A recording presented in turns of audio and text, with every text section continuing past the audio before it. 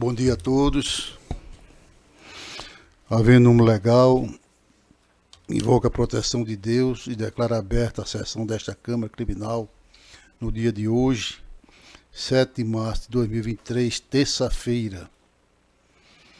Cumprimento inauguralmente o desembargador Glauber Rego e o vice-convocado, doutor Ricardo Tinoco, bem assim o doutor Anísio, primeiro procurador de Justiça, que acompanhará como representante do MPE os nossos trabalhos. De igual forma, cumprimento toda a assistência presente, na pessoa dos senhores policiais, senhores oficiais, senhores graduados, e o faço também no nome da aluna Nicole Beatriz Ribeiro, Nicole, do curso de Direito da Universidade Federal do Rio Grande do Norte. Seja bem-vinda. Este é um momento muito importante para quem estuda. É aqui onde de repente se descobre se vai querer ser um magistrado, um promotor, um advogado. Eu gostaria que a sala estivesse cheia, disputando espaço. Eu tive essa iniciativa em Mossoró quando presidi o Tribunal do Júri e foi muito positiva. Com a participação daqueles alunos, nós tivemos no futuro não muito distante, isso foi uma realidade, juízes, promotores, advogados principalmente. Estendo meus cumprimentos à senhora Ana Cláudia, nossa secretária no dia de hoje, as senhoras e senhores serventuários e a nossa oficial de justiça, Dione. Nota administrativa, leitura e discussão, aprovação da ata anterior, desembargador Glauber. Aprovo, senhor presidente.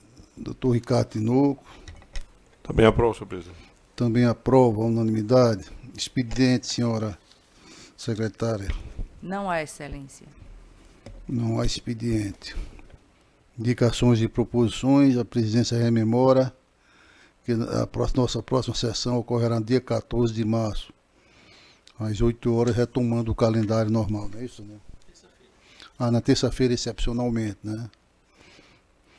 De igual modo, peço o entendimento e a colaboração dos advogados presentes e por videoconferência, inscritos para a sustentação oral, para que observem as vestimentas adequadas, inclusive com o uso preferencial de beca, e, acima de tudo, observe a questão da ambientação.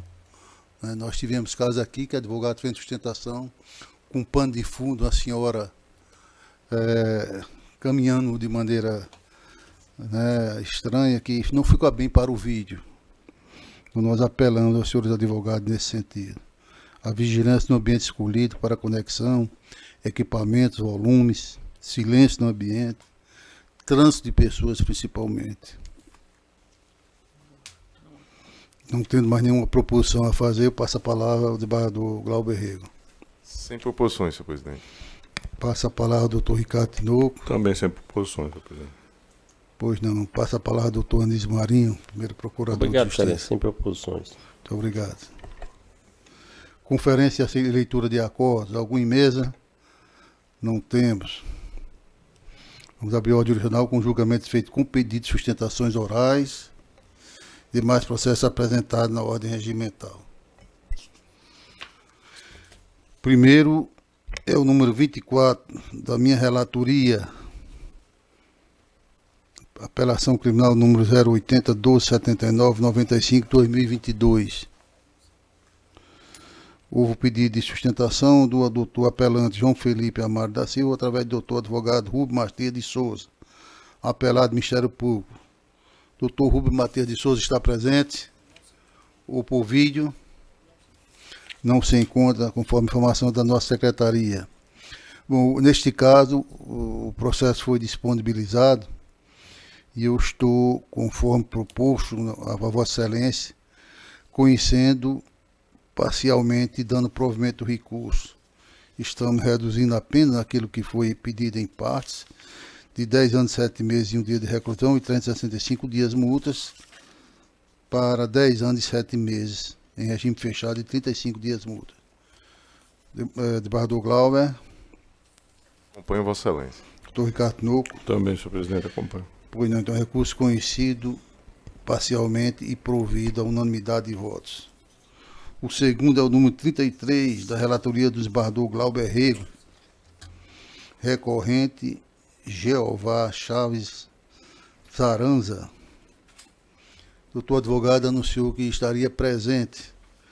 O advogado doutor Marco Aurélio Santiago Bravo, doutor Luiz Cláudio da Silva Leite. Recorrido Artes Michel do Campos. Em mesa, excelência. Em mesa, senhor presidente. Doutor advogado, doutor Marcos, doutor Luiz Cláudio da Silva Leite, presente.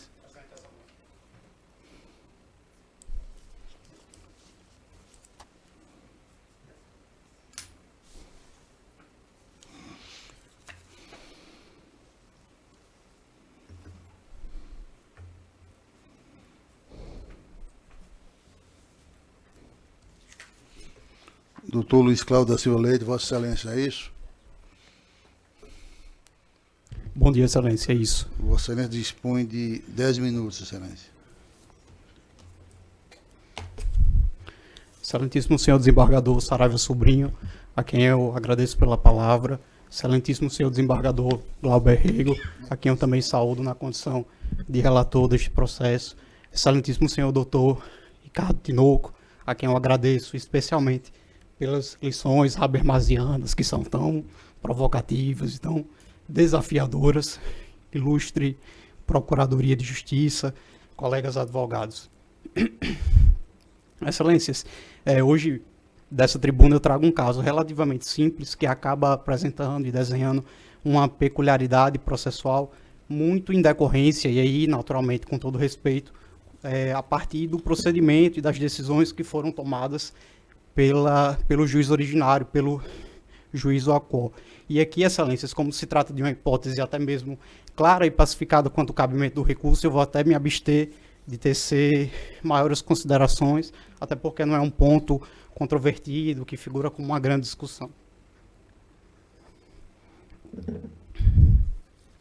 E, Excelências, mesmo sendo uma discussão predominantemente processual, meu objetivo aqui é trazer muito objetivamente alguns esclarecimentos quanto aos fatos, até porque uma análise, naturalmente, sobre a ótica do recorrente permite afirmar que a concessão do presente recurso, ela inclusive se demonstra e se apresenta em consonância com o entendimento desta Corte. E aí, trazendo um pouco mais a discussão quanto aos aspectos mais fáticos, o recorrente ele foi surpreendido em março de 2022 com um termo de intimação policial para prestar esclarecimentos. E aí, no momento que ele teve acesso ao procedimento, que ele pôde basicamente ter ciência das declarações e do que chegou a acontecer, ele pôde constatar declarações que o incomodaram, e aí eu acho que é o objetivo do presente recurso em sentido estrito, esclarecer que essas declarações elas fogem do ânimos narrandi e elas representam uma ofensa, uma ameaça à honra do recorrente. E essa ofensa à honra, ela se apresenta especialmente em dois momentos. No momento que você tem uma alegação de que ele teria ameaçado uma senhora, que inclusive teria figurado como a sua antiga sogra, representando uma provável calúnia, e um ato também de relatar e de dizer que o recorrente seria uma pessoa agressiva, um ato assim, que também viola a sua honra, o seu direito constitucional, que aí, como todos nós sabemos, ele recebe uma proteção constitucional e, além disso, em algumas situações muito delicadas, você acaba tendo até mesmo uma dificuldade pecuniária em mensurar essas questões, seja pela natureza abstrata, que é própria e é inerente ao dano material, mas também pela própria dificuldade de mensurar essas questões e essas violências em um aspecto profissional. Tanto é que no momento da oitiva, que isso foi esclarecido, a própria autoridade policial chegou, inclusive, a recomendar que o recorrente tomasse as medidas adequadas. E assim, em nenhum momento se questiona, tanto é que a queixa, crime apresentado inicialmente, bem como o recurso, ele pontua essa questão dessa divergência que existe, mas o fato é que o recorrente, em meio a uma relação turbulosa, e procurou o Poder Judiciário para a resolução desses conflitos, de forma que, naturalmente, sobre a ótica do recorrente, essa questão deve ser resolvida processualmente, especialmente porque a queixa proposta satisfaz tanto formalmente quanto materialmente, todos os requisitos exigidos pelo legislador, especialmente quanto aos indícios de materialidade e de autoria presentes. Então, não houve possibilidade de conciliação, não houve possibilidade de oferecimento da resposta à acusação, não houve possibilidade de produção das provas, e aqui eu especifico detalhadamente que houve a indicação de 3 testemunhas. Não é possível indicar ou exigir um elemento subjetivo numa conduta tão inerente, tão peculiar, que exige naturalmente a produção das provas. O procedimento, da forma como ele se realizou, ele furtou até mesmo uma eventual confissão por parte do recorrido, que figura como querelado. E com o devido respeito, eu acho que esse equívoco no procedimento, na forma como a queixa-crime ela se desenhou, ela se apresenta especialmente quando o magistrado ele faz a referência, ele exige a presença de um elemento subjetivo do tipo em um momento inoportuno. Essa impropriedade, ela também se apresenta em outro momento, quando você tem um parecer ministerial que ele exige, que ele faz referência à necessidade de uma causa excludente da ilicitude. A causa excludente da ilicitude é uma hipótese extremamente prevista, muito mais adequada e muito mais pertinente, e até mesmo com situações extremamente peculiares, como a prática de uma crítica literária, como, por exemplo, a liberdade jornalística. São situações que são até mesmo hipoteticamente difíceis de estarem presentes. É fundamental ressaltar que a prática de atos que violam a honra de qualquer pessoa que seja não é um exercício regular de direito. É uma hipótese até mesmo, com devido respeito, equivocada. Assim, eu acho que não tem outra palavra para trazer e para qualificar o procedimento tal como ele foi realizado. E aqui eu acredito, excelências, me perdoem até por uma certa repetição, mas que eu acredito que a essência do recurso é justamente pontuar a diferença entre a justa causa e a presença do elemento subjetivo do tipo que foi imputado ao recorrido, que deve ser analisado posteriormente, depois da instrução, para condenar ou para absolver. Até porque o recorrente, ao propor uma queixa-crime, ele acaba assumindo o ônus processual e todas as obrigações processuais que lhe são necessárias. E aqui, excelência, já me encaminhando para o final, eu, gostaria de pontuar apenas por fim que essa contradição no procedimento, ela se faz ainda mais evidente, ainda mais presente nos autos, quando a própria autoridade, o juiz originário, ele faz referência à possibilidade de que os procedimentos descritos e imputados aqui ao recorrido, ele possa configurar um falso testemunho. Apesar disso, apesar da decisão vergastada, ela fazer referência, ela provocar ao Ministério Público em primeiro grau, por meio da Promotoria de Justiça, de forma expressa, não houve nenhuma manifestação taxativa. Então, excelências, muito obrigado pela atenção. Diante de tudo que foi exposto, o recorrente requer o provimento do recurso com o objetivo de determinar que a queixa-crime ela seja recebida e possa ter o seu trâmite regular com a instrução processual satisfatória e prevista normalmente pela lei. Muito obrigado pela atenção. Presidência, agradecer a Vossa Excelência, doutor Luiz Cláudio, e devolvo a palavra ao eminente relator. Senhor presidente, eu ratifico o meu voto aí disponibilizado no sistema, negando provimento ao recurso.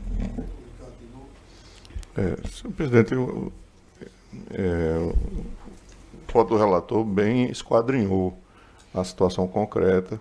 Eu confesso que nem situações de ação penal pública de iniciativa privada, às vezes eu me recordo, no tempo que exercia a jurisdição criminal do primeiro grau, eu tinha uma certa dificuldade de também, à semelhança do que o advogado disse da tribuna, de já realizar algum tipo de conclusão a respeito do elemento subjetivo nessa fase preambular. Mas, realmente, o relator examinou a fundo a matéria de fato e, é claro, o convencimento dele nesse aspecto guia, como via de regra se dá, em relação aos fatos, né? O entendimento que depois é sufragado pelos vogais, que só diante realmente de uma situação em que se tem assim, uma divergência clara, que permite uma dissonância. Então, eu realmente vou acompanhar o relator em razão exatamente dessas peculiaridades que ele bem aponta aqui no seu voto. Portanto, eu estou também, nesse sentido, negando provimento ao recurso em razão dessa percepção de que realmente o relator examinou bem os fatos e chegou à conclusão de que é possível rejeitar liminarmente a demanda. Também acompanho Vossa Excelência e proclamo o resultado nos termos do voto do relator, objetivamente. O seguinte é o 46 da minha relatoria. Apelação criminal 080 3938 42 2020, apelante JRC da S, advogado Aldeberto de Alencar Coelho, apelado do Ministério Público, revisor do advogado Glauber Rego e advogado doutor Ricardo Pinot. Doutor advogado, se faz presente. Bom dia. Doutor Aldeberto, só lembrando a Vossa Excelência, porque se trata de um processo de segredo de justiça, pelo menos está registrado assim, e a presidência apela a Vossa Excelência para evitar citar o nome de partes e detalhes em razão do próprio crime, estupro de vulnerável. Vossa Excelência concorda conosco? Desculpa, Excelência, para que o quê? É porque é um processo de segredo de justiça. Vossa Excelência evite citar o nome das partes Certo, e detalhes sim, fáticos sim. da ocorrência, ok? Ok, Excelência. Pronto, então a partir de agora Vossa Excelência dispõe de 15 minutos. Primeiramente, bom dia a todos presentes. Inicialmente, queria pedir desculpa ao presidente e demais presentes pela ausência da Beca, né? E estou tentando providenciar a Beca, mas a gente que mora aqui no interior, no Rio Grande do Norte, né? A gente aqui pelo interior, normalmente, a gente tem essa dificuldade de comprar ela aqui, mas próxima vez que eu for à capital, com certeza eu vou procurar. Mas, inicialmente, né, saudar, como disse, todos os presentes, né, na pessoa do presidente, né, em especial aí os servidores, policiais militares e todos que fazem com que esse tribunal funcione, né, da melhor maneira possível, né, como vem funcionando e realmente praticando a verdadeira justiça. Bem, Excelências, inicialmente é um processo que requer bastante atenção, né? É um processo que, nesse momento, a gente faz a sustentação, trata-se de um caso, né, no qual, supostamente, o apelante, né, teria praticado, né, atos libidinosos, diversos de conjunção carnal, na menor de 14 anos, ora vítima. E é importante, Excelência, ressaltar, né, que, no presente caso, a gente tem algumas peculiaridades que demonstram que não se tem uma certeza da ocorrência, né? E estamos diante de processo penal no qual a dúvida sempre é benéfica ao réu, né? E para a defesa, né, que sempre teve, né, esse advogado que sempre teve acompanhando o apelante em todas as fases do processo,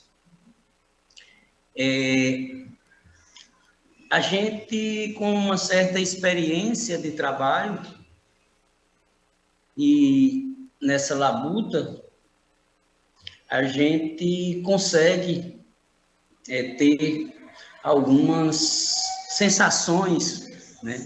E a sensação que eu tive, concreta, é que estamos diante de um inocente, que estamos diante de desculpa o termo, meninão. Um meninão. E o que a gente viu, né, no processo e também no procedimento junto ao Conselho Tutelar, no Chafio e outros, contradições, né? Várias contradições, em especial, né, a situação de uma tia também que não nutria bom relacionamento com o apelante, né? E que disso, né, um certo dia, a adolescente, né, disse que havia toques, que o apelante tocava por cima da roupa e tudo, fazia toques, e tocava em algumas partes, como seios, né? E algumas vezes, toques de bater na bunda, né, nas nádegas, alguma coisa, né? Contudo, Excelência, é importante, né, ressaltar, e isso pode ser comprovado com os vídeos que foram, né, as mídias que foram anexadas, que daqui a pouco vou até fazer um adendo para essas mídias, e que está notório, né, que, inclusive, com o depoimento da avó da criança, que é como se fosse uma mãe de criação, avó e sogra do apelante, né? Desculpa, da criança não, da adolescente. Então, a avó e a ex-esposa, que não mais é casada, e tia da adolescente, foram uníssonas em afirmar que havia entre ambos, entre a vítima e o apelante, brincadeiras de toque, brincadeiras de cócegas, brincadeira de deitar na rede, né? Então, o apelante, né, trabalha de mototáxi e muitas vezes a esposa ia para a casa da sogra, né? E quando ele voltava para pegar a esposa para ir para casa, muitas vezes ele chegava na casa da sogra e aí deitava na rede, a vítima deitava também e brincavam, e era uma coisa natural, né? Tanto que isso foi afirmado, né, no depoimento, né, pelas partes, né, em especial pela ex-sogra e ex-esposa do acusado, que é tia e avó da vítima. Enfim, Excelências, o que nós temos, né, na realidade, um rapaz com aproximadamente 30 anos de idade,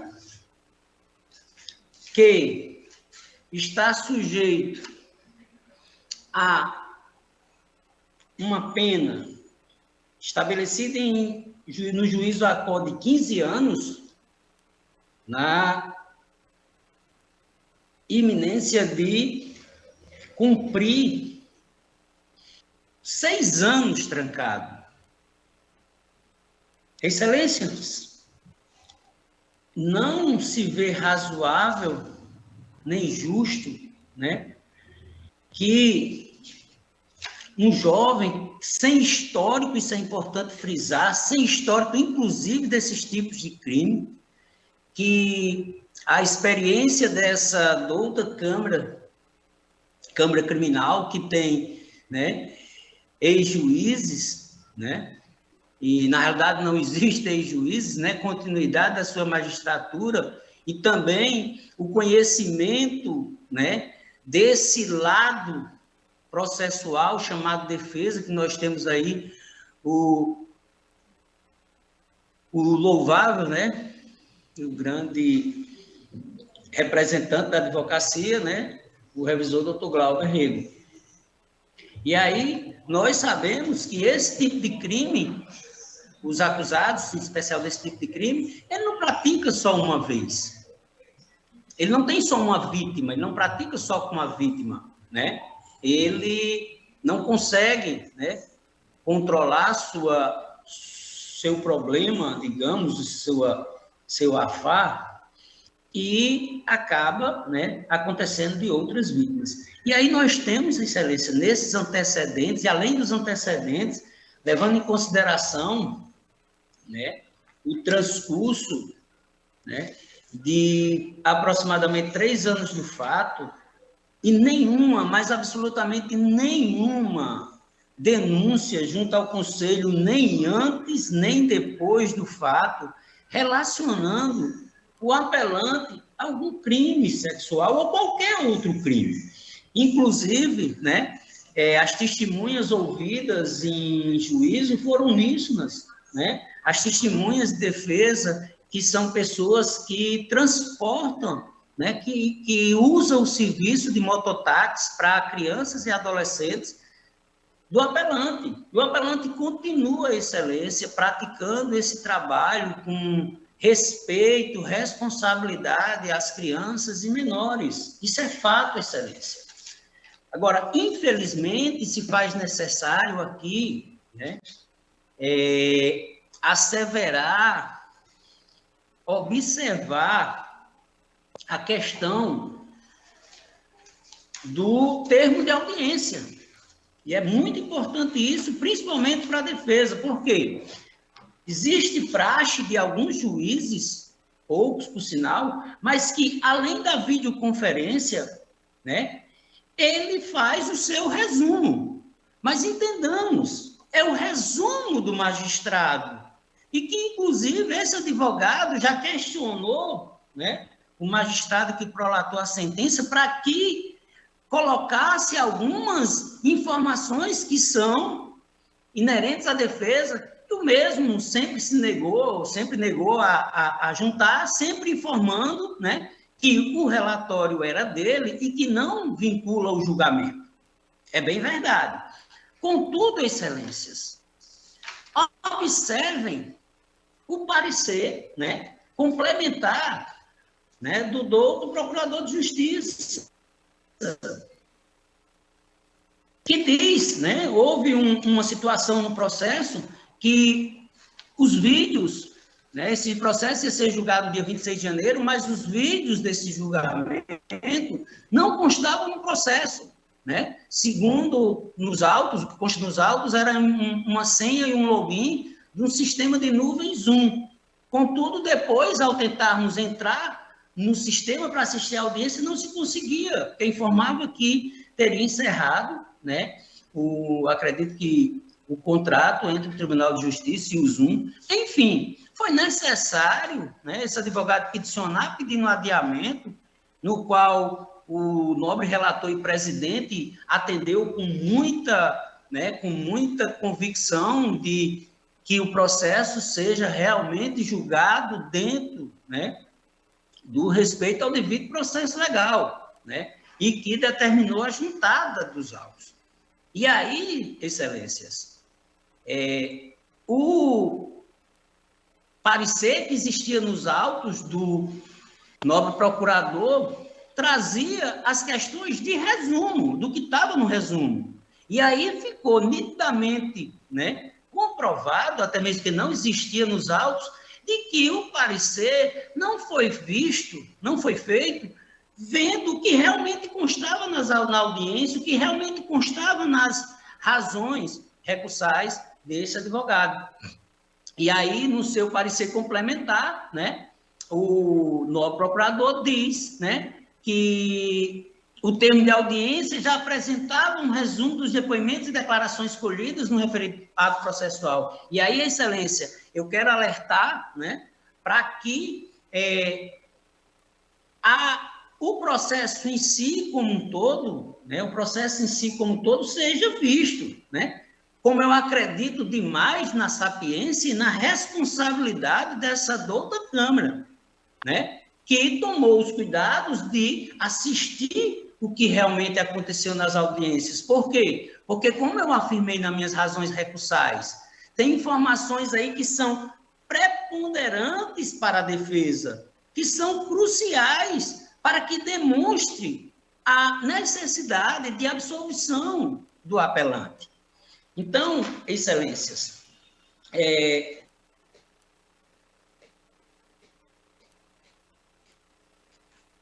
a justiça, né, informar e pedir encarecidamente, até por clemência, não que seja para que dê uma clemência, mas que tenha a clemência para que veja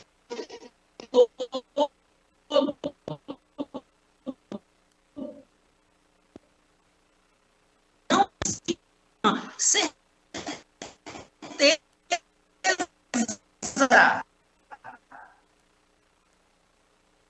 apresentável. E o que nós temos não traz essa convicção absoluta da existência do fato. não traz certeza. E excelência, sabemos que a dúvida é sempre, sempre, sempre pro réu. Então, excelências, queria pedir a essa douta turma, nessa douta Câmara Criminal, para que absolvam o apelante dos crimes, né, constados na sentença. Caso estes doutos entendam de forma diversa, né, que conceda ao apelante a redução de pena para que seja condenado então somente pela suposta prática de um crime, certo? Na forma simples, no qual sua pena ficaria em 8 anos e o mesmo poderia cumprir no regime semiaberto. Nesses termos, né, pede, né, o provimento do recurso. Assim se manifesta a defesa. A presidência agradece a Vossa Excelência e, enquanto relator, comunico que eu antecipei a proposta de voto aos eminentes julgadores comigo, de sorte que, resumidamente, eu estou conhecendo e desprovendo. Eu viria a seguir agora o revisor de Badu Glauber Rego. Presidente, esse processo já foi retirado de mesa na sessão anterior, em razão de uma dificuldade. Sugeria a Vossa Excelência, né, a retirada, Vossa Excelência acolheu. Eu havia informado que não conseguia visualizar o inteiro teor do depoimento da vítima. E foi dito aqui na tribuna, reforçado, que essa dificuldade já havia sido também anotado aí pela própria defesa. Isso me chamou mais atenção ainda em razão da quantidade de pena. São 15 anos e 4 meses de reclusão, e nos autos não há a notícia de que tenha havido a conjunção carnal, muito embora seja desnecessário para caracterização desse tipo penal. A defesa ela pede a desclassificação para importunação sexual, e aqui a Câmara Criminal, seguindo os precedentes tanto do STJ como do STF, em caso de estupro de vulnerável, sendo esta a acusação, não é possível. No entanto, senhor presidente, eu tenho anotado aqui os IDs, e aí eu peço ao Gouvênia, aos pares, para que, se tiveram acesso, me socorram, porque eu não consegui alcançar esse objetivo. Eu não tenho nos autos o todo da oitiva da vítima, e aí, na parte que existe nos autos, eu não tenho como mensurar a quantidade de atos que poderiam caracterizar o tipo penal e aí levar essa quantidade de pena. Eu não tenho a totalidade do depoimento da mãe da vítima e nem da ex-esposa do acusado. São os IDs 1798, 1672 e 1798, 1678, que é o da vítima, e não está em sua totalidade. A esposa do acusado, o ID 1798, 1677 e 1798, 1676, também não apontam assim, não existe o todo do depoimento. A mãe da vítima, do 1798, 1678, também não está completo. O depoimento da psicóloga, que inclusive é transcrito no voto de Vossa Excelência, do que ela ouviu e não me parece dispensar o todo do depoimento da vítima para que possa aqui confirmar ou não a sentença condenatória. Então, a sugestão que trago aqui ao colegiado é de que o julgamento ele seja baixado em diligência para que na origem traga aos autos esse todo, né, dos depoimentos, para que possamos aqui realizar o julgamento com a certeza que é prudente e necessária. Essa sugestão é uma questão de ordem que trago aí, se Vossa Excelência acolher, baixamos em diligência e aí para que possamos aqui realizar. Acolho sem nenhuma dificuldade e ouço o doutor Ricardo de novo. Eu acho bastante prudente, senhor presidente, em homenagem ao princípio inquisitivo, buscar a verdade, né, a verdade real, ainda que a gente saiba que a verdade real no processo ela é apenas um interesse, um objetivo, mas é bastante prudente a medida sugerida pelo Eduardo Glauber, eu vou acompanhar. E para que fique claro, né, doutor Ricardo, desembargador Saraiva, o relator, não há perigo de prescrição, até pelo quantitativo de pena e Perfeito. A sentença é bem recente, então não tem prejuízo algum. Pois não, Excelência. Então, atendida a questão de ordem, Vossa Excelência, deferida, processo de retirada de mesa para as diligências cabíveis. Doutor Adalberto, nosso muito obrigado. Ok, é só agradecer a atenção de todos e desejar a todos aí um restante de semana abençoado e Deus continue abençoando todos nós. Pois não, Excelência, muito obrigado. O próximo é da minha relatoria, o 47, apelação criminal 0811-471-58 de 2020, origem juizado de violência doméstica familiar contra a mulher de Mossoró. Apelante IEMDC, o advogado doutor Gideão Marrocos Silva. Doutor Gideão está presente na videoconferência. Excelência, bom dia. Pois não, Excelência, o processo está em mesa. Como se trata também de um processo que tem natureza de segredo de justiça, eu pediria a Vossa Excelência evitar citar o nome das partes e detalhes fáticos do caso. Não sei se Vossa Excelência insistir em fazer uma narrativa mais detalhada, nós deixaríamos para depois da sessão, quando retirasse a sessão do ar. Vossa Excelência nos entendeu? Sim, Excelência, sim. Vai fazer sustentação com esses limites, não é isso? Sim. Pois não, então, Vossa Excelência dispõe a partir de agora de 15 minutos, Excelência.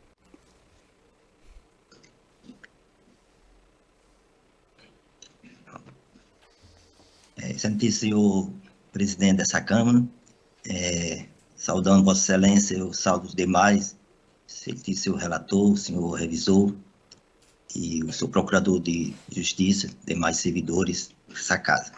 Excelência, serei sucinto nessa situação e foi um fato que aconteceu na cidade do Apelante, onde na época eles participavam de um evento carnavalesco.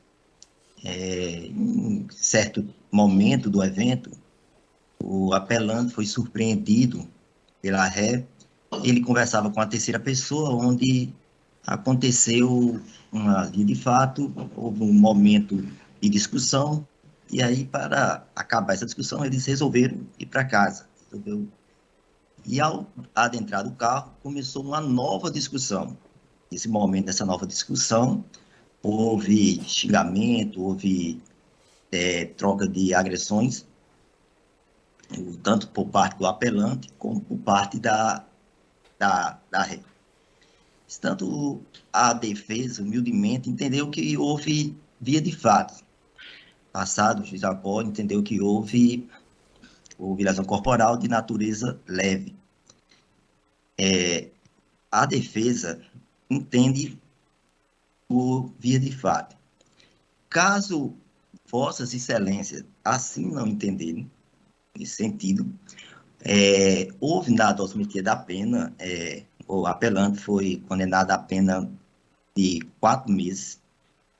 Entretanto, não houve circunstâncias que agravassem ou diminuíssem a pena. E todos os tipos penais do crime, como as consequências, as circunstâncias, fazem parte do tipo penal. Então, o que a defesa humildemente vem rogar de Vossa Excelência é que seja a pena fixada no seu patamar mínimo. É assim que entende a defesa e assim que faz os requerimentos. Obrigado pela atenção. Agradecemos a Vossa Excelência e devo dizer que a nossa proposta de voto foi pelo conhecimento e desprovimento do recurso. E, resumidamente, na emenda eu digo o seguinte: penal e processo penal, apelação criminal, lesão corporal leve do âmbito da violência doméstica, artigo 129, parágrafo 9 do CP. Édito punitivo, pleito absolutório desclassificatório para via de fato, artigo 21 da Lei 3.688/84.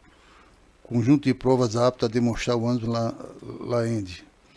Exame de corpo de delito comprovando a ofensa à integridade física da vítima. Tese impróspera. Rogo pela legítima defesa, pressuposto excludente não vislumbrado, uso moderado da força, descabimento, uso imoderado, precedente, deciso mantido, conhecimento e desprovimento. Então o voto foi nesse sentido, com o voto do esbarrador Glauber Rego. Acompanho Vossa Excelência. Doutor Ricardo Tinoco. Também acompanho Vossa Excelência. Então, a proclamação unânime nos termos do voto relator, agradecemos a Sua Excelência, doutor Gideão. O seguinte é o número 10, também da minha relatoria.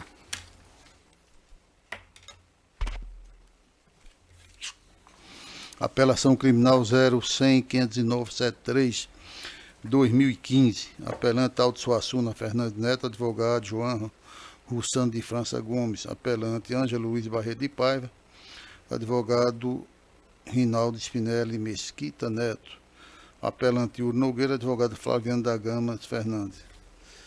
Então nós temos quantas sustentações aqui? 2 sustentações.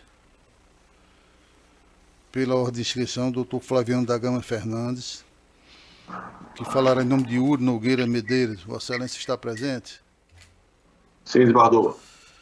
Pois não, então Vossa Excelência dispõe de 15 minutos, doutor Flaviano. Seja bem-vindo.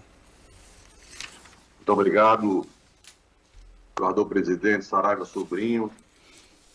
Nossos cumprimentos, assim como também cumprimentamos o desembargador Glauber Rego, revisor desta apelação, e o desembargador Ricardo Tinoco, assim como também o representante do Chefe Público, doutor Anísio Marinho.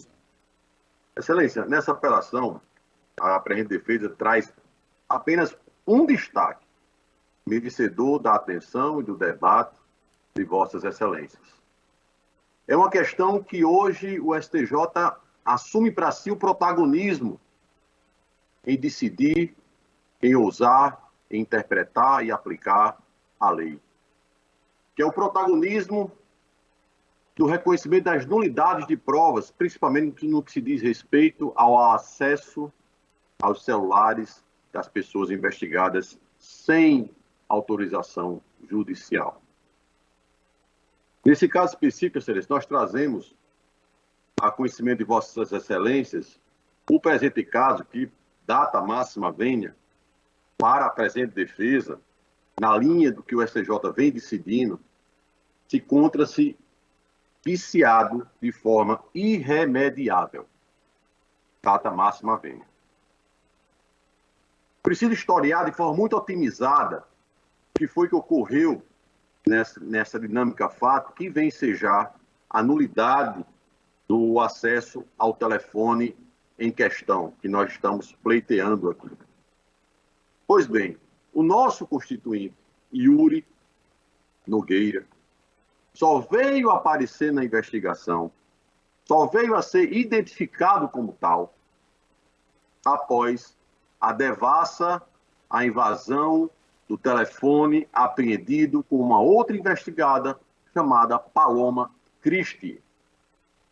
A investigação se iniciou, Excelência, com uma informação policial número 364/2015, a qual trazia 7 fatos que narrariam 7 ocorrências de tráfico de drogas. nesses 7 fatos, existiam nomes e apelidos de várias pessoas. Em momento algum, existia o nome do senhor Yuri Nogueira Ora Apelando. Mas existia, sim, indicações da senhora Paloma Christi, também condenada nesse processo. A investigação avançou. E com o avanço da investigação, a senhora Paloma foi presa em flagrante, trazendo cerca de 30 quilos de maconha da cidade de São Paulo para Natal. E na prisão da senhora Paloma Christi, até então o apelante Yuri não tinha sido identificado, nem conhecido a sua existência, mas na prisão da senhora Paloma foi apreendido o seu celular, a Polícia Federal fez um auto circunstanciado deste celular, é o auto circunstanciado 001/2015,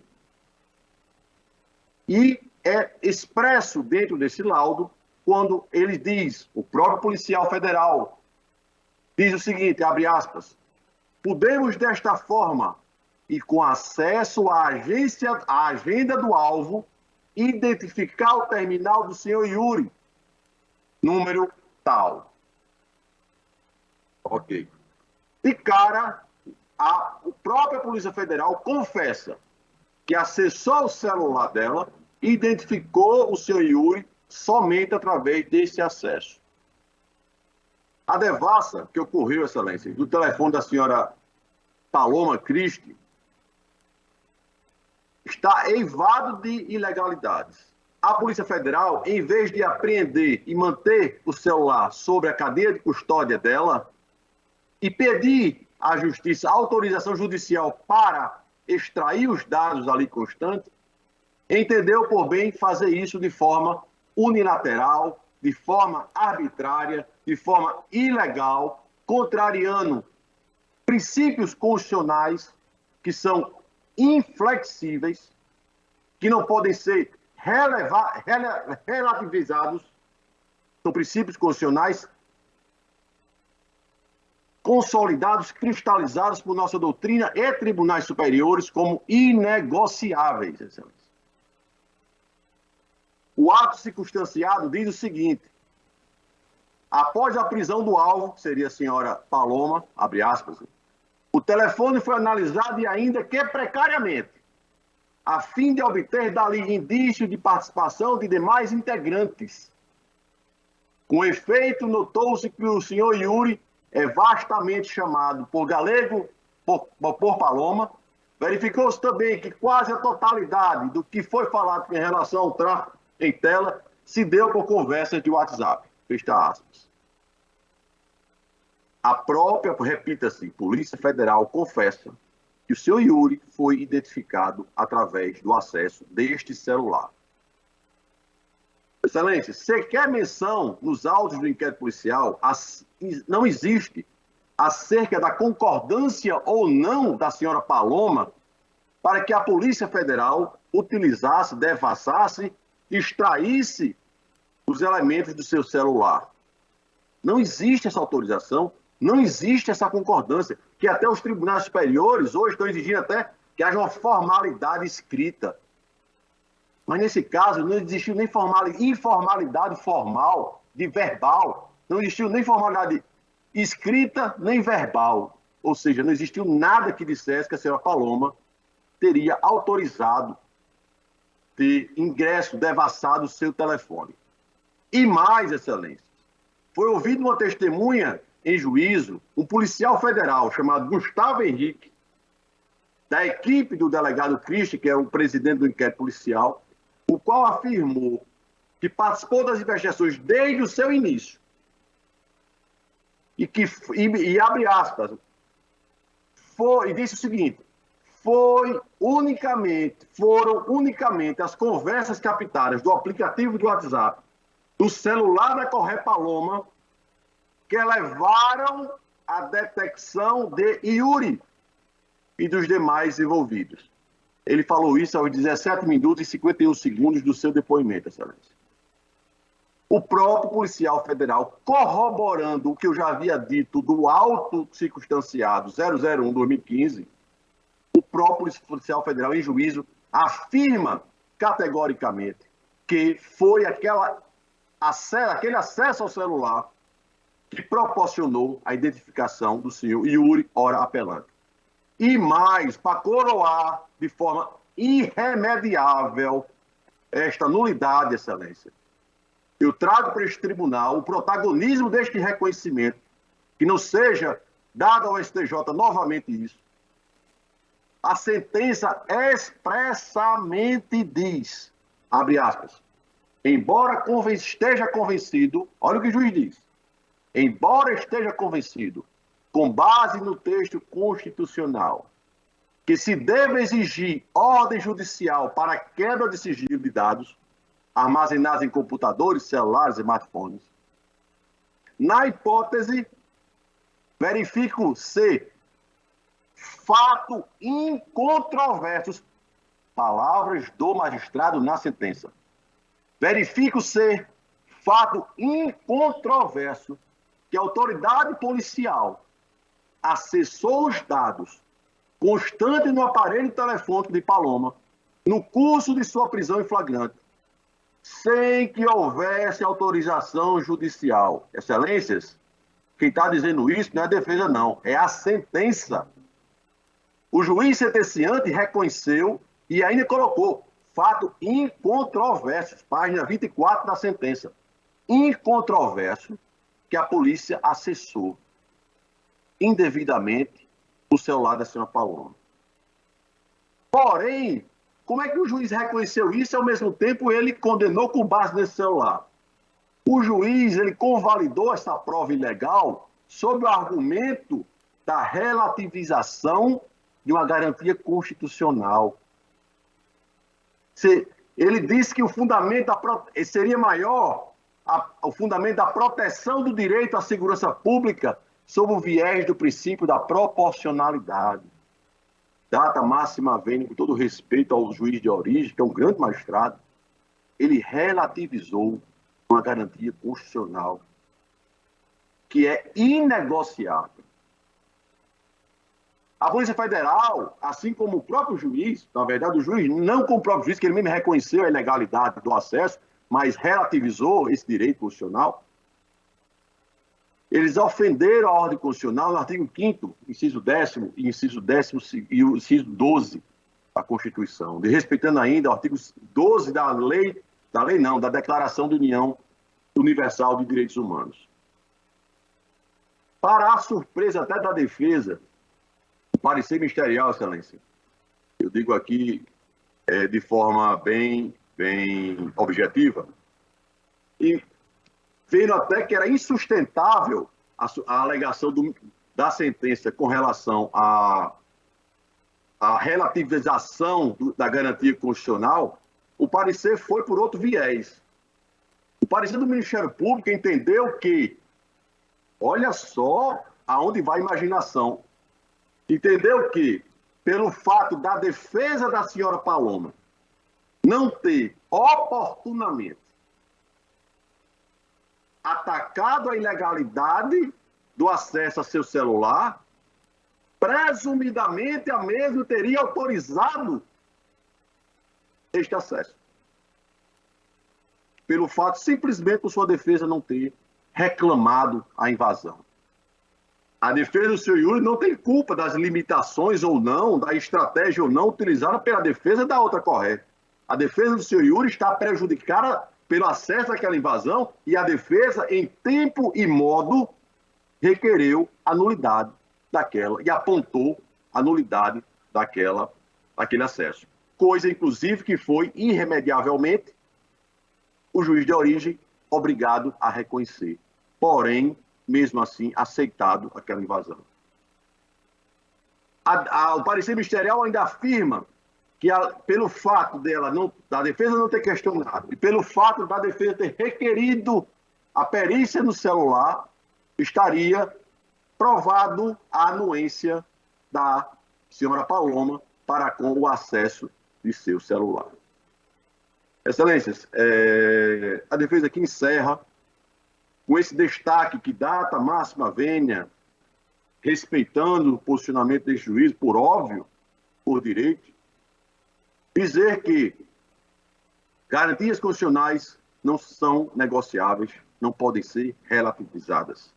O STJ, em matéria, inclusive, muito mais complexa do que aqui apresento, já reconheceu excessos, ilegalidades, interceptações e mesmo em acesso a celulares.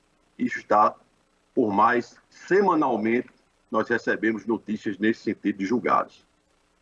Peço a vossas excelências que usurpem do STJ tal situação e decidam conforme o próprio STJ vem decidindo.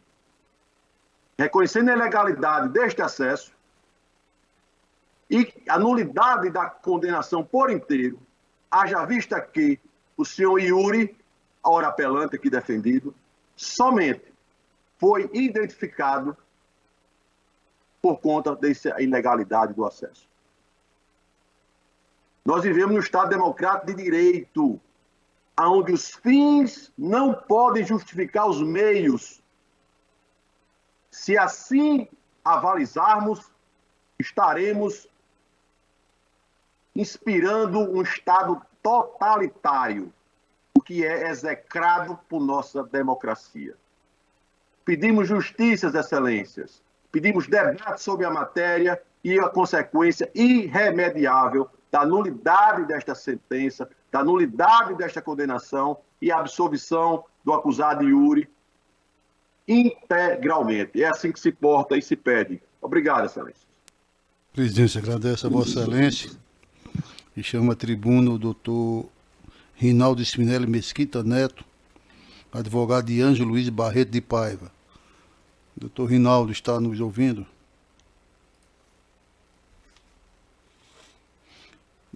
Doutor Rinaldo Spinelli, por favor, nós estamos só ouvindo, Vossa Excelência, não estamos ouvindo. Estava esperando ativar meu microfone, excelência. Pois não, então Vossa Excelência dispõe a partir de agora de 15 minutos. Bom dia, excelência, presidente desta Câmara Criminal, demais desembargadores, venho saudar os senhores, saudar o procurador presente. Diante do que já foi trazido pelo colega Flaviano Gama, doutor Flaviano Gama, sobre as questões de nulidade desse processo, sobre a questão de nulidade desse processo, que é uma questão que o processo é nulo desde seu início. Todo o processo se deu e as provas se produziram desde a quebra e invasão ilegal da devassa do celular e dos dados da senhora Paloma Cristo. Diante disso aí, foram identificados o senhor Yuri, o senhor Ângelo, que é o apelante em apreço aqui, meu constituinte. Então, diante dessa invasão, dessa devassa, dessa quebra de garantias constitucionais, dessa ilegalidade, se gerou todo esse processo, gerando assim uma condenação. E diante disso, a defesa, como já pontuado exaustivamente pelo doutor Flaviano, que os próprios policiais federais falaram que acessaram o celular da senhora Paloma sem ordem judicial, como também o juiz em sua sentença, como já também expressado pelo doutor Flaviano, informa que, apesar de reconhecer a ilegalidade da prova, condena o réu. Então, ele, nesse momento, ele flexibiliza um direito constitucional, uma garantia, que não pode ser flexibilizado. Se fizermos isso, estaremos rasgando nossa Constituição, nosso Código de Processo Penal. Então, a defesa, como já também pedido pelo doutor Flaviano, pede que esse tribunal chame para ele a responsabilidade e reconheça essa ilegalidade e que faça justiça, pois não podemos flexibilizar nossas garantias constitucionais. Jamais podemos justificar condenações em cima de ilegalidades. A lei, ela tem que ser cumprida rigorosamente. Se fizermos isso, estaremos jogando nosso Estado Democrático de Direito fora. O processo deixa de ser processo democrático e passa a ser um processo inquisitivo. Diante disso, pontuando essa parte principais das razões recursais, onde traz outros temas, já avaliado pelos senhores, a defesa requer o reconhecimento da nulidade, como já pontuado todos os pontos principais do processo pelo doutor Flaviano, para não ficar uma coisa repetitiva, a defesa requer a nulidade de início do processo, o reconhecimento dessa nulidade e absolvição, reconhecendo assim reconhecendo e provendo assim o recurso de apelação. São essas as sustentações orais do apelante Ângelo Luiz Barreto de Paiva. A presidência agradece a Vossa Excelência e diz que, enquanto relator do processo, encaminhou a proposta de voto pelo conhecimento e desprovimento de ambos os recursos. Toda a discussão trazida à tribuna foi bem previamente discutida, de sorte que nós não temos como rever o que já posto, por quanto, pelo menos para mim, mais acertado. Então, resumidamente, colho o voto de Esbardou Glauber Rego. Enquanto revisor, acompanho Vossa Excelência. Obrigado, senhor doutor Ricardo Tinoco. Senhor presidente, eu também antecipo que acompanho Vossa Excelência. Queria só fazer um destaque rápido, porque realmente o tema sugere uma preocupação de toda a jurisdição em relação à primazia das normas constitucionais, e o fato de acompanhar Vossa Excelência, nesse caso concreto, não destoa dessa preocupação, porque me parece que, de fato, o entendimento que Vossa Excelência lança no voto condutor aqui do julgamento não se pauta exclusivamente na prova extraída dessas mensagens referenciadas a partir da investigação feita no celular. Há um trecho, inclusive, que Vossa Excelência muito bem destaca, que diz aqui, só em destaque, diz aqui, Paloma disse que foi contratada por Yuri para pegar a droga em São Paulo, onde encontrou Onivar no intuito de pegar as substâncias ilícitas para transportá-las de volta a Natal. Então, brevemente, essa minha pequena sustentação do entendimento, que inclusive sufraga o que se lança no voto, é para deixar claro que esta Corte não tergiversa também em relação a esse imperativo, que é o respeito aos princípios constitucionais, sobretudo esses que dimanam do artigo 5º da Constituição, que representa exatamente o rol, né, dos direitos fundamentais, dentre os quais esse, do inciso 12, que diz respeito ao sigilo. De modo que, se a sentença estivesse plasmada exclusivamente nesse tipo de prova, creio que a reflexão dessa Câmara seria mais ampla e teria exatamente essa preocupação com a primazia do princípio ora em debate.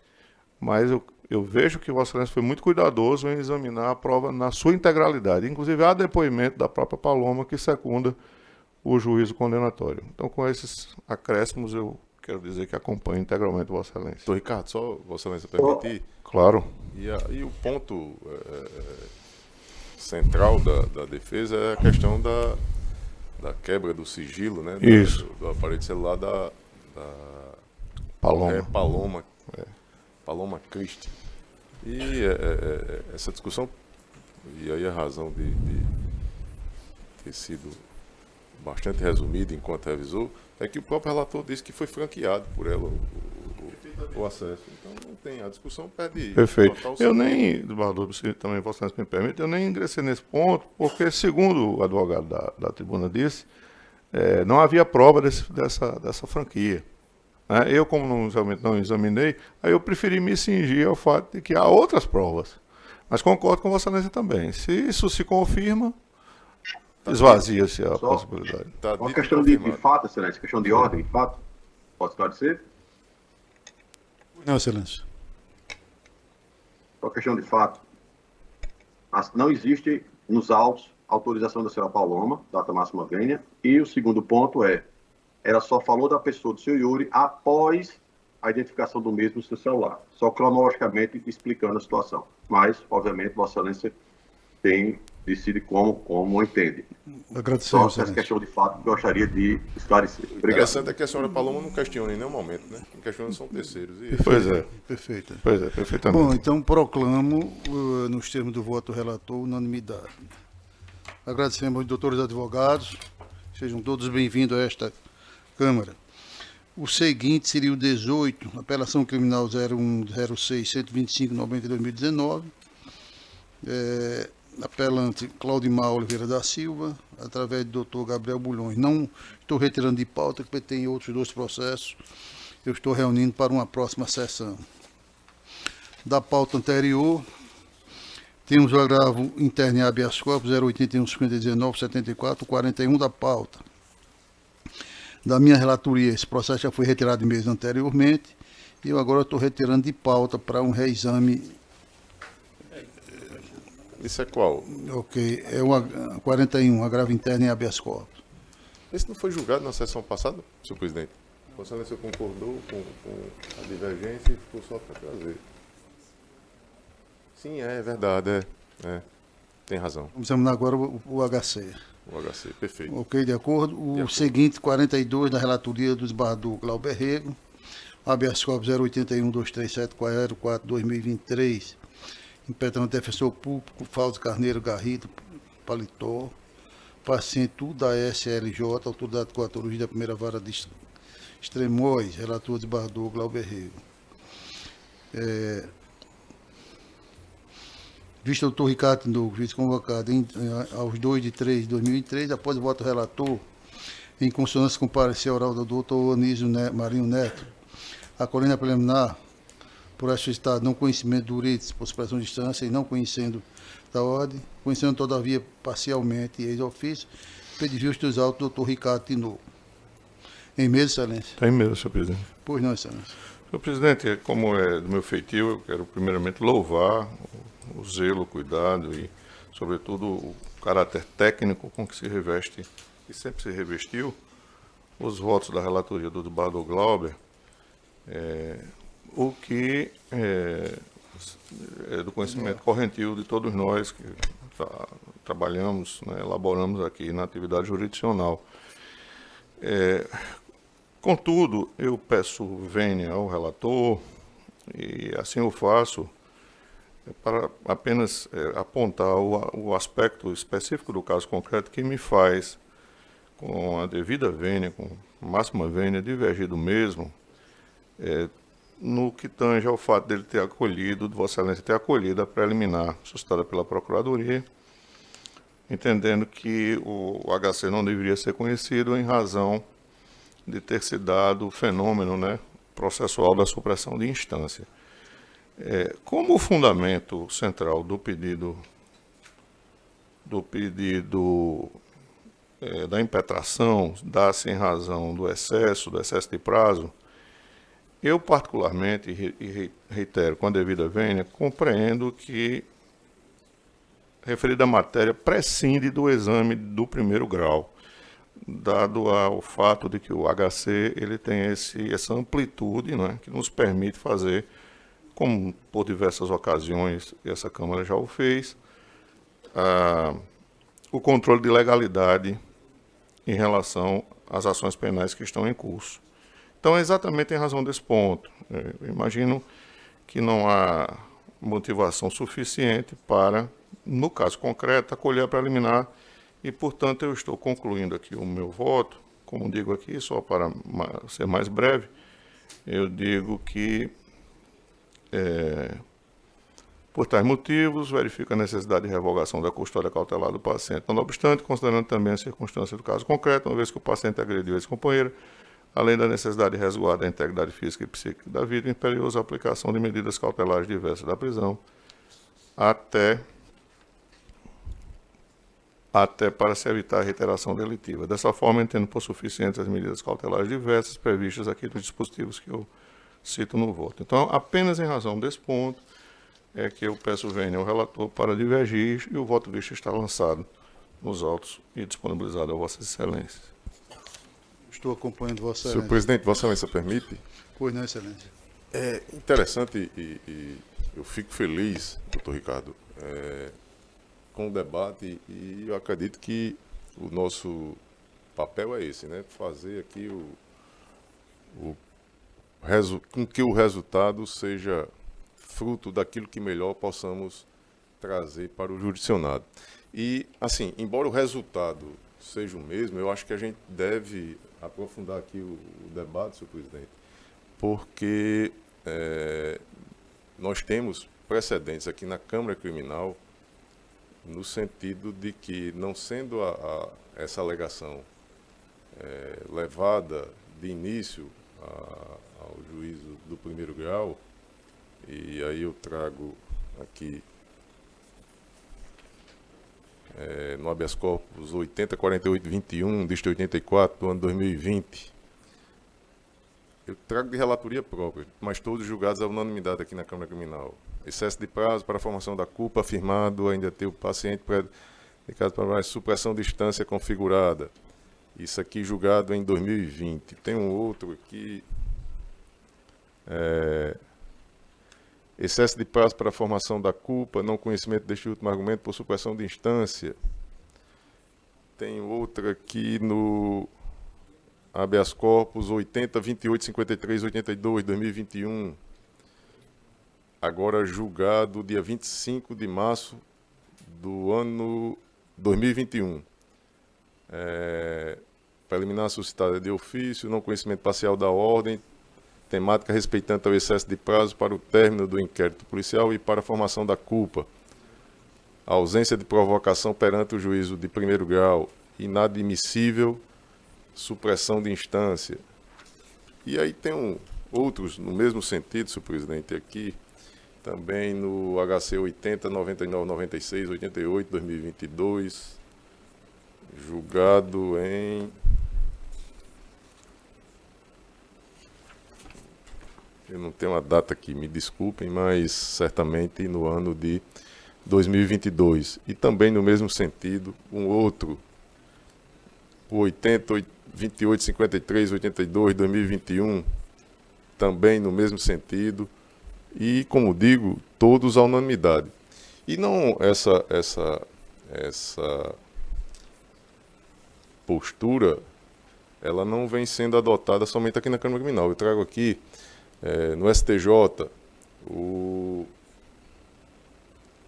agravo no recurso, no RHC 171359, origem no Paraná. O relator, ministro Ribeiro Dantas, nosso conterrâneo, e diz Sua Excelência que o alegado excesso de prazo da prisão cautelar não foi debatido pelo Tribunal de Origem no julgamento do RIT originário, o que impede seu conhecimento sob pena de incorrer em indevida supressão de instância.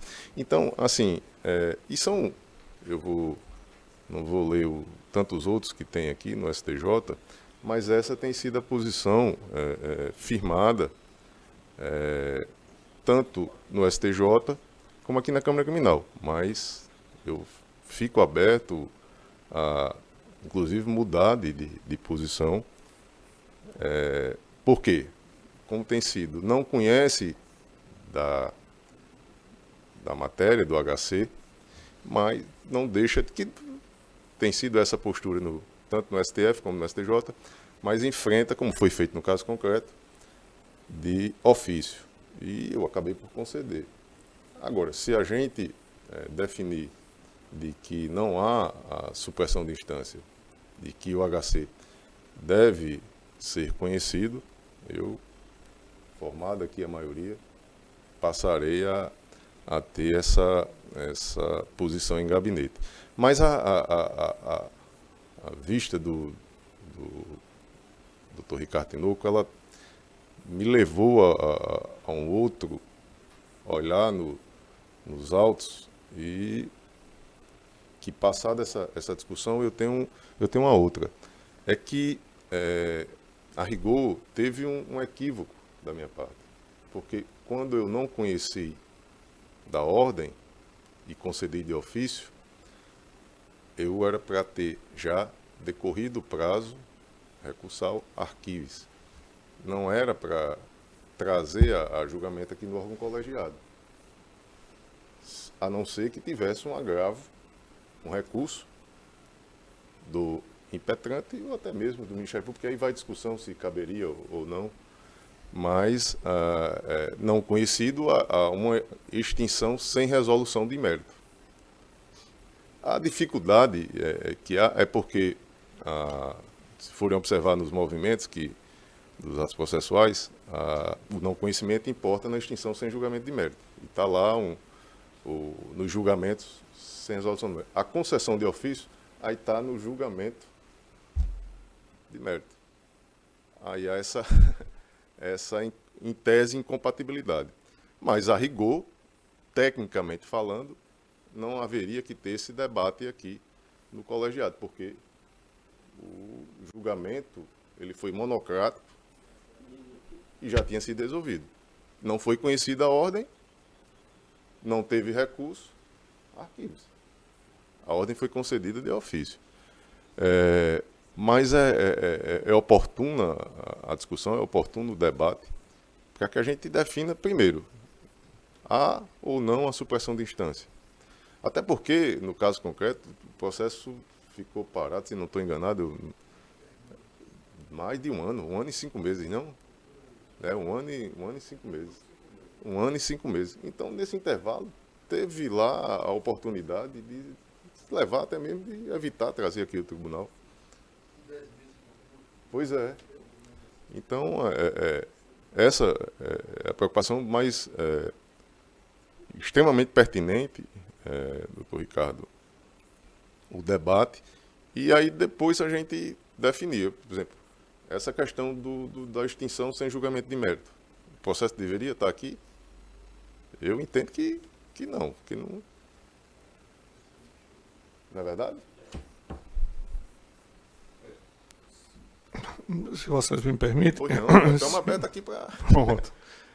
Se a posição que Vossa Excelência me externou preponderar, eu concordo que deve ocorrer a extinção sem resolução do mérito.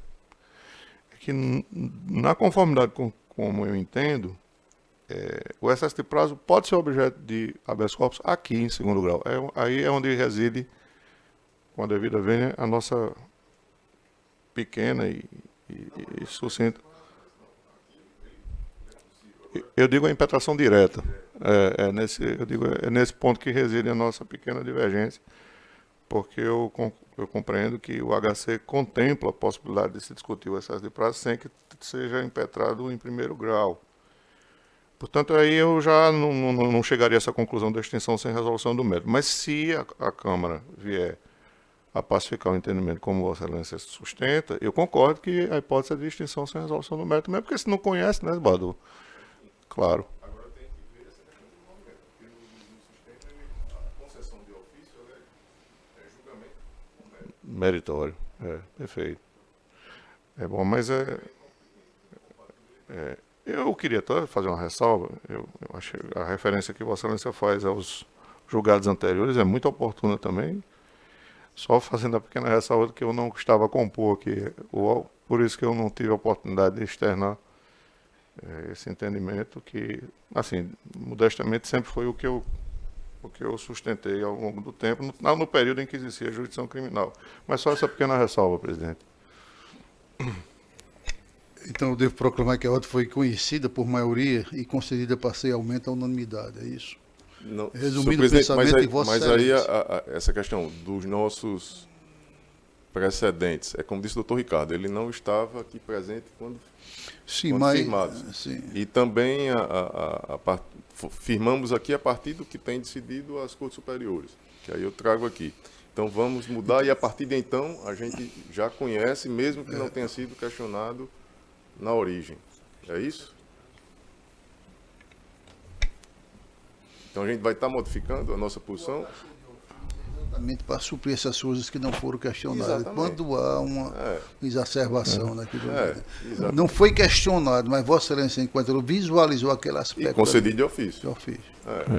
Eu estou dizendo, mas aí a questão, o debate é com relação a preliminar. Isso. Que a rigor, doutor Ricardo, ela é outro equívoco, ela não foi suscitada pela Procuradoria, porque quando eu não conheço, eu já... Sim. De ofício, né? Também não conheço de ofício, né? Entendi. Então ela não é suscitada pela Procuradoria, embora tenha anuência da Procuradoria. Perfeito, é acho que foi a força de expressão. Não, mas o erro está no meu voto, não é de Vossa Excelência. Vossa Excelência foi induzido a... Então, qual é a proposta para que eu possa proclamar efetivo? Me parece que só em relação a Vossa excesso de Excelência prazo. É quem vai definir. Sim, mas eu prefiro saber a posição, Pronto. até porque eu estou... O ponto é um só, Tá um pouco presidente. confusa a coisa. Se Vossa Excelência me permite, Pois o não. ponto é muito singelo, é simples. Em matéria de excesso de prazo, é possível ou não conhecer do HC impetrado diretamente aqui em segundo grau? Eu entendo que sim, o Bador Glauber compreende que não, e esse é o pequeno ponto de divergência. Que eu concordo, você é excesso de Pronto. prazo, é questionável. Pode ser. Até porque, doutor Ricardo, em Pronto. determinadas situações, o tribunal até consegue dar um prazo para que o juiz julgue, resolve o problema. Sim. Entendeu? Dá um Perfeito. prazo para que Bom, aquela ação esse seja é o- concluída. só o Objetivamente falando, a gente não pode também começar. Entendeu? Então a proposta de Vossa Excelência desse HC no sentido de. É de conhecer, porque ele foi impetrado diretamente aqui, entendo que não há problema de supressão de instância nesse aspecto do excesso de prazo. E no caso concreto, eu estou concluindo, porque... Conhecer e Exato. E conceder na ordem. Exato. Senhor presidente, só para a gente... Não vamos, tenha calma, não vamos, o debate Claro, tá claro. interessante. A preocupação é que nós temos, como eu disse, julgados aqui na Câmara Criminal não conhecendo. E aí, formada a maioria, a gente está modificando, esquecendo... Pois e é, também volume, a questão dos precedentes nas cortes superiores.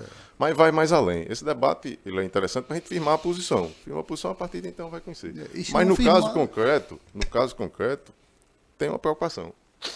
O HC conhecido, ele importa na inovação do debate. Não, o debate de que, conhecida a ordem, ela pode até mesmo ser denegada. Até mesmo ser denegada. E na hora, e com a decisão que eu disse que deveria, se os atos processuais do PJE permitissem, levar ao arquivamento dos autos direto, essa possibilidade ela não existia. Ou seja, a gente está aqui julgando processo que já deveria estar arquivado, porque passou o prazo para a interposição de agravo, tanto do impetrante como também do Ministério Público. Então, tecnicamente, a questão não deveria estar em mesa aqui. Embora seja de grande valor esse debate para que a gente possa, como disse Vossa Excelência, firmar a posição no sentido de que a impetração pode ser feita direta aqui, questionando o eventual excesso de prazo. Então, talvez o correto é de que a Câmara ratifica a decisão de concessão de ofício e determina o arquivamento dos autos. E ficou registrado aí em ata aí o debate e firmada a posição. Senhor presidente, Volta para você, mais uma vez pedindo permissão à palavra. Na verdade, o meu posicionamento não é no sentido de se conceder de ofício. Eu supero esse ponto. Eu entendo que o HC foi impetrado diretamente no segundo grau. Creio que, nesse particular, a competência funcional para conhecer da ordem pode ser da segunda instância. E, portanto, por isso eu estou superando essa preliminar. Estou conhecendo o HC exclusivamente para que, como o Bador Glauber muito bem sempre lembrou, fique limitada à discussão sobre excesso de prazo. Eu imagino que o excesso de prazo é matéria que pode sugerir a impetração de HC em segundo grau. Então, eu não estou discutindo se o RIT foi concedido ou não de ofício. Na verdade, não se trata de concessão de ofício, na minha interpretação. Eu estou conhecendo do pedido formulado pela parte em segunda instância, entendendo que essa corte pode se pronunciar a respeito, especificamente em relação a excesso de prazo. Só para dizer, deixar claro qual é a minha posição, ainda que eu também esteja absolutamente tranquilo se a corte quiser manter o entendimento que antes, como o Bador Glauber lembrou, já o fazia, ressalvando que eu não participei dessas discussões anteriores, portanto, eu estou trazendo minha posição nesse momento. Aí complica mais ainda. Porque... Não, senhor presidente. Tá trazendo, ao conhecer a ordem ela não foi... É o que eu estou dizendo, esse processo ele não era para estar em mesa, a rigor. Ele não era para estar em mesa, porque ele foi extinto, sem julgamento do mérito, monocraticamente. Não teve recurso. Por um equívoco meu, eu encaminhei a Procuradoria para parecer, o processo retornou, teve informações, foi colocado em mesa. Exatamente. Porque, se conhecido, vai estar levando ao julgamento de mérito que não que permitiria, em tese, a questão da denegação ou não. E até mesmo permitir recursos, né, Perfeito. dessa decisão de concessão. Então, Ele sugere retirar de pauta, de mesa, né? Senhor presidente, eu peço vênia, eu vou manter meu voto por essas razões que eu coloquei. Nós estamos diante de uma ação autônoma que é o habeas corpus. O habeas corpus foi impetrado. Exatamente, o processo, a decisão é monocrática de extinção de julgamento de mérito. Ela não vem aqui por recurso. Ela foi levada ao Ministério Público para parecer e também coletadas informações da autoridade coatora em razão de um equívoco do juiz relator, do desembargador relator, que a rigor deveria ter, com a extinção de julgamento de mérito, ter na parte dispositiva decorrido o prazo recursal, arquivos. Esse prazo recursal já passou. Pronto, só isso. Eu posso adicionar um fundamento, por isso que eu, sem querer, não é de forma alguma. Então, doutor Ricardo, só para encurtar o debate, é essa a sugestão. Retira e aí, monocraticamente, manda para arquivar. Eu entendo que o habeas corpus veicula matéria de coação ilegal. Ela não depende de... Quer dizer, esse tipo de discussão, se for observado ou não o prazo recursal, é superada porque o que você está discutindo é se houve ou não.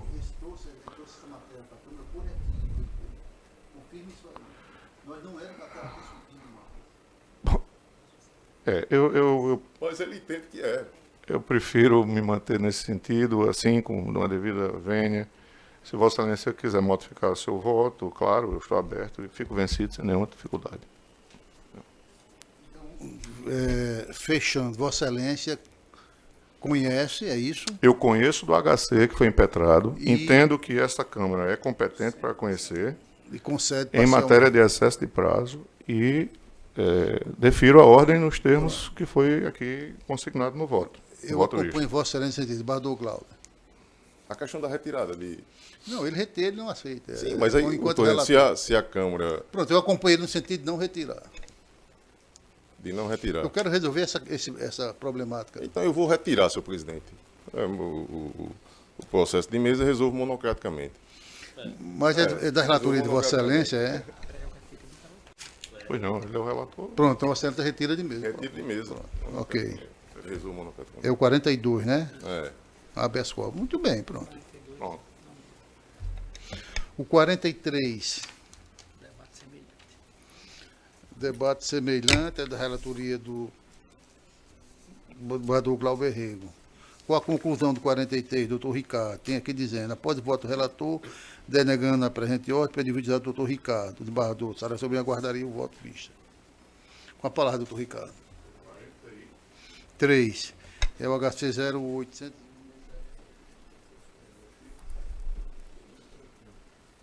Nesse aqui eu estou concordando com o doutor Ricardo, senhor presidente. É uma questão uma preliminar que foi suscitada pelo Ministério Público, que eu não conheci por conta da ausência da decisão que decretou a prisão preventiva. E o doutor Ricardo ele diz que o questionamento é da decisão que manteve a prisão preventiva. E aí, embora eu entenda que a decisão que manteve, ela necessitaria da presença nos autos da decisão primeira, mas como bem destacou também o voto doutor Ricardo, as informações elas suprem essa divisão, até porque ela transcreve a parte da decisão originária que diz respeito ao paciente. Então eu rejeito, acolhendo aqui o que disse a divergência, eu rejeito a preliminar suscitada pela 4ª Procuradoria de Justiça, presidente. E aí, no mérito, não há divergência pela denegação da ordem. Senhor presidente, é só para abreviar aqui a discussão, que eu acho que, pelo que vejo, não haverá necessidade nem de ser empreendida. Eu digo, o relator, acolhendo a preliminar suscitada pela Procuradoria de Justiça, não conheceu parcialmente do RIT quanto à tese de ausência de fundamentação do decreto preventivo por ausência de prova pré-constituída referente à decisão que decretou a custódia. No mérito, denegou a ordem, e aí eu digo, ocorre que em análise dos autos se enxerga a necessidade de divergir com a devida vênia da relatoria quanto ao acolhimento da preliminar, pois o remédio heróico está suficientemente instituído. Eu creio que Bador Glauber adere, não é, Bador? Exatamente, essa. Perfeito. Já anunciei, eu estou tirando aqui Pois não. o acolhimento e estou rejeitando a preliminar, considerando que as informações, muito embora a decisão ela não supra essa deficiência, mas nas informações há a transcrição da parte que diz respeito ao paciente. Pronto. E aí não haveria essa necessidade. Perfeito. E muito embora o resultado seja o mesmo do julgamento, eu entendo que há necessidade sempre de se fazer essa adequação aqui, como vou fazer aqui no voto. Aqui. Pois não. Só em conclusão, porque a parte do voto aqui sequencia, de quanto aos pressupostos legais descritos ao artigo 312 e sua fundamentação, tem-se comprovado a materialidade dos indícios de autoria da prática de conduta delitiva e que o periculum libertatis apresenta suficientemente demonstrado na necessidade de garantir a aplicação da lei penal, uma vez que, conforme registrado pela autoridade coatora, o paciente ainda permanece foragido.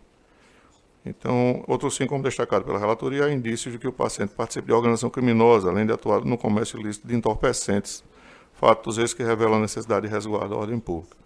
No mesmo sentido, a tese de excesso legal de prazo para a formação da culpa também deve ser rejeitada, uma vez que o transcurso do prazo alegado pelo impetrante se justifica pelas singularidades e excepcionalidades do feito, diante da complexidade da causa, na qual se investiga a participação de múltiplos réus em organização criminosa, o que naturalmente requer a realização de diversas diligências. Então, ainda por cima, estamos diante de uma situação em que o paciente permanece foragido. Então, eu só quis fazer esse acréscimo para melhor elucidar o inteiro teor do voto, senhor presidente. Pois não, então ordem conhecida e denegada a unanimidade. O seguinte é o 44, a relatoria do doutor Ricardo Tinoco. Também o HC 08.057-50-2023. Defensoria Pública impetrou paciente Francisco de Assis de Lima. Em mesa, excelência? Em mesa, senhor presidente. Vossa excelência tem a palavra. Pois não. É o 44, não é, senhor presidente? Aqui eu pedi para retirar de mesa, eu creio que Vossa Excelência deve recordar-se, de Bador Glauber também, porque houve uma pequena dúvida com relação à própria descrição, à narrativa do fato. Na ocasião, suscitou-se a possibilidade de que os guardas municipais, né,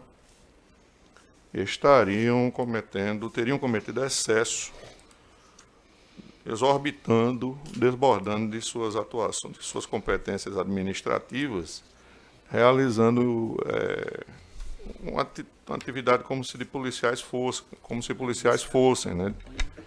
E eu, com o zelo que precisamos ter em relação a esses casos, eu cheguei à conclusão de que realmente não há dúvida de que eles não se excederam, né? Na verdade, como aqui eu digo, faço aqui um destaque no voto, eu digo, no caso em apreço, observa-se que em depoimento extrajudicial, os policiais civis municipais afirmaram que observaram um paciente caminhando em via pública, carregando 2 armas de fogo, razão pela qual decidiram abordá-lo. Então, havia, de forma ostensiva, a apresentação dessas armas em público, e nessa perspectiva, eu imagino que até por força da presunção de legitimidade que deve se emprestar a fala, ao depoimento de agentes públicos, nós não podemos, assim, pelo menos em tese e a priori, atribuir maior verossimilhança ao que diz os supostos responsáveis pela prática delitiva em detrimento da palavra dos agentes públicos, dos servidores públicos. Então, eu estou compreendendo que realmente a situação não muda daquilo que originariamente eu compreendi. Eu até acrescento, digo, vale ainda destacar que ainda que os guardas civis municipais tenham, de fato, revistado pessoalmente o paciente, situação essa que extrapola a competência constitucional conferida a eles, tal diligência se deu tão somente para a identificação do réu, não sendo essa necessidade para a constatação do flagrante. Quer dizer, estava-se diante realmente de uma situação de flagrância clara, quer dizer, as armas sendo apresentadas de público, e evidentemente que isso até, por força de caber a qualquer um do povo, em situações que tais, agir em defesa do interesse maior, que é o interesse da sociedade, eu realmente entendo que não houve excesso da parte deles. Então, eu estou concluindo com esses fundamentos, senhor presidente, para conhecer do habeas corpus, mas negar provimento ao mesmo. É como voto. Também acompanho Vossa Excelência, como voto Senhor presidente, eu quero só fazer um esclarecimento e rogo vênias aqui ao colegiado, à Defensoria Pública, porque a argumentação que fiz na sessão passada, ela,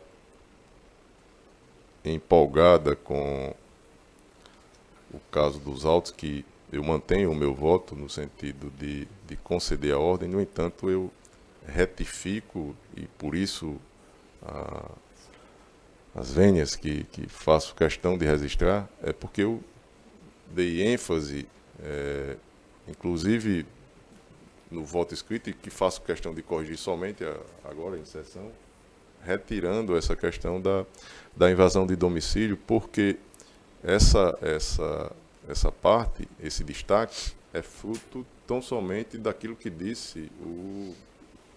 foi dito por Vossa Excelência e foi dito pelo relator, do que disse o paciente quando prestou o seu depoimento em delegacia. Mas isso, presidente, isso não retira, na minha visão, a ilegalidade da prisão em flagrante. O fato aconteceu na zona rural, não há notícia de nenhum patrimônio municipal a ser defendido naquele ambiente, como dito, rural, e que as armas que portava o paciente eram armas de caça, e que, a rigor, é comum quem tem o hábito de andar pelo interior do estado encontra facilmente situações como a que imagino reportada nos autos. E, além disso, para que alcançasse, e aí é onde eu chego, é uma presunção que faço, de que já sabiam, porque lá ele morava, lá na zona rural, tinham conhecimento de que ele tinha uma condenação, não, ele tinha uma condenação e cumpria de homicídio e estava já em regime aberto. Então, os guardas municipais, não sei, certamente alguma situação particular lá deles, e aí eles começaram a investigar, né? A pedir a identificação pessoal e a questão, e chegaram até a agredir, isso está registrado aí nos autos. E a partir de então é que foi feita a prisão em flagrante e levado até a delegacia. Mas a questão da invasão do domicílio, como disse, é uma versão do paciente. E como disse o doutor Ricardo e disse Vossa Excelência, pode até ser verdadeira, mas que não é o que deveria ter dito aqui na sessão anterior, porque fiz somente esse destaque. E aí, senhor presidente, eu, rogando vênias ao relator e a Vossa Excelência, eu mantenho o meu voto. Vou fazer o registro aqui somente da exclusão dessa parte da invasão do domicílio, mas eu concedo a ordem nos termos em que já registrei anteriormente. Uma ordem conhecida por maioria, com a divergência do desembargador Glauber Rego. O seguinte é o 45, da relatoria do desembargador Glauber Rego, apelante Marlon Gledson Silva Barreto, Amanda de Moraes Leandro, advogados Araquém Barbosa e Giancarlo da Costa.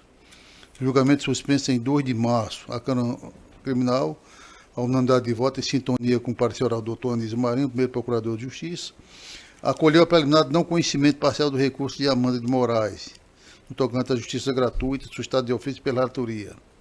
Ainda sem divergente de voto, acolheu a preliminar de não conhecimento parcial do recurso de Amanda, também da Amanda de Moraes Leandro, primeira fase da zoometria, ausência de telesexual, suscitada pelo órgão ministerial no 2º grau. No mérito, o relator suspendeu o julgamento para reanálise da matéria. Em mesa, excelência.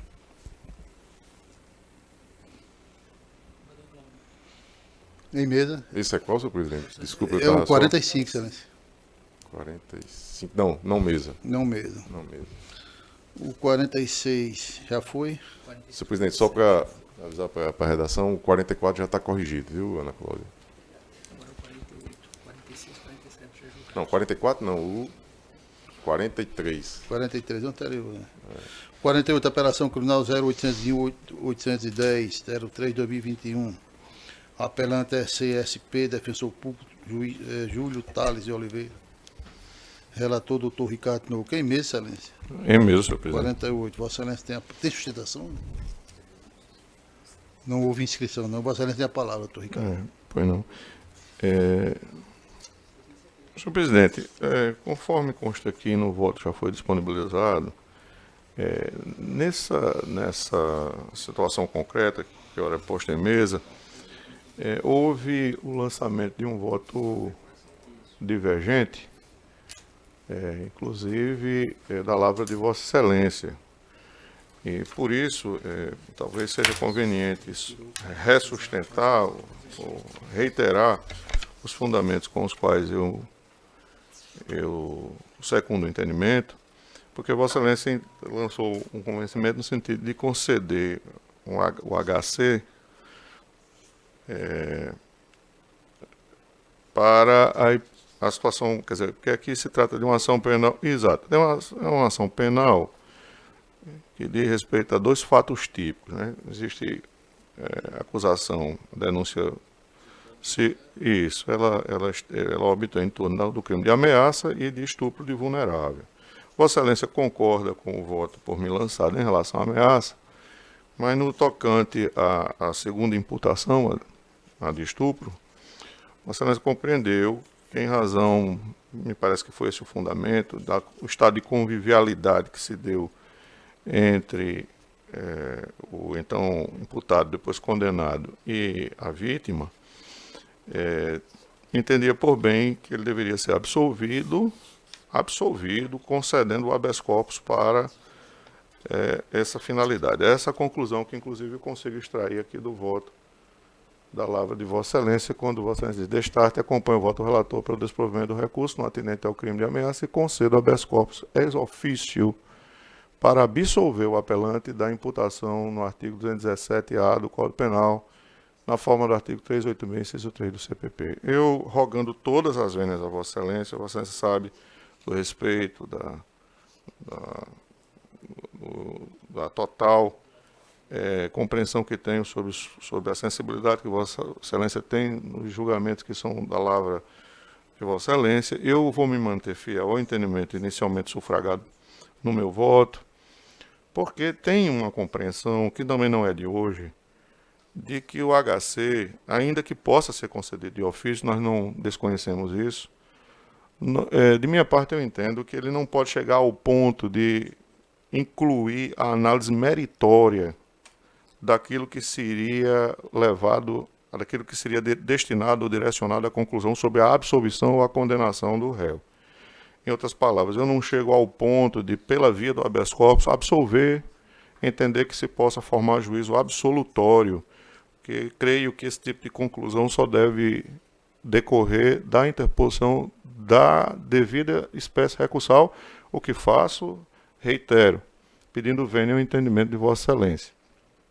por outro turno, eu também compreendo que o fundamento de que eles conviviam, Vossa Excelência até faz um destaque aqui no número 28 do voto